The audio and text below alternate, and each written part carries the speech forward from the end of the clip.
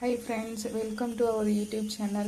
இன்னைக்கு நம்ம வந்து வாழைக்காய் ஃப்ரை பார்க்க போகிறோம் எப்படின்னு. ஸோ 2 வாழைக்காய் எடுத்திருக்கேன். அது மேல் தோல் வந்து பீல் பண்ணிவிடுங்க, சீவிடணும். சீவிட்டு இப்போ சின்ன சின்ன ஸ்லைட்ஸாக நம்ம கட் பண்ணிக்கணும்.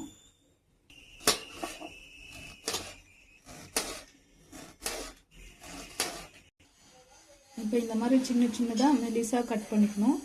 இப்போ வானலில் சுடு தண்ணி வச்சுருக்கோம். ஸோ தண்ணி காஞ்சிடுச்சு. இப்போ வாழைக்காய் கட் பண்ணியிருக்கிறதா போட்டுக்கணும். ஸோ ஆஃப் பாயில் வந்து வேகணும். இது ரொம்ப பாயில்டு ஆகக்கூடாது. இது ஏன் இந்த மாதிரி பண்ணோன்னா, இந்த மாதிரி கொஞ்சம் வெந்தோடனே ஃபில்ட்ரு பண்ணி எடுத்துட்டு அப்படியே எண்ணெய் ஊற்றி ஃப்ரை பண்ண வேண்டியது தான். ஸோ ஒரு சிலருக்குலாம் வாழு வருதுன்னு சொல்கிறாங்களே, ஸோ அது வராது. அது இந்த மாதிரி வேக வச்சு எடுத்தா. கொஞ்சமாக பாயில் ஆகிட்டு சொல்லி கொஞ்சமாக மஞ்சள் தூள் சேர்த்துக்கோங்க, கொஞ்சமாக உப்பு சேர்த்துக்கோங்க. எல்லாத்தையும் போட்டுட்டு இந்த மாதிரி கலரி விட்டுடுங்க.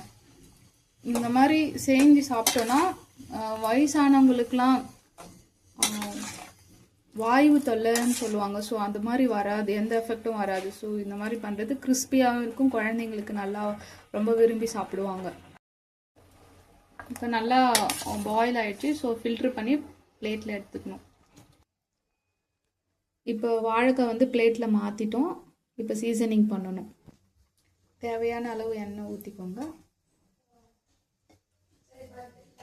எண்ணெய் காஞ்சிடுச்சு, கடுகு போட்டுக்கோங்க. இப்போ வாழைக்காய் போட்டுக்கோங்க. தேவையான அளவு உப்பு போட்டுக்கோங்க.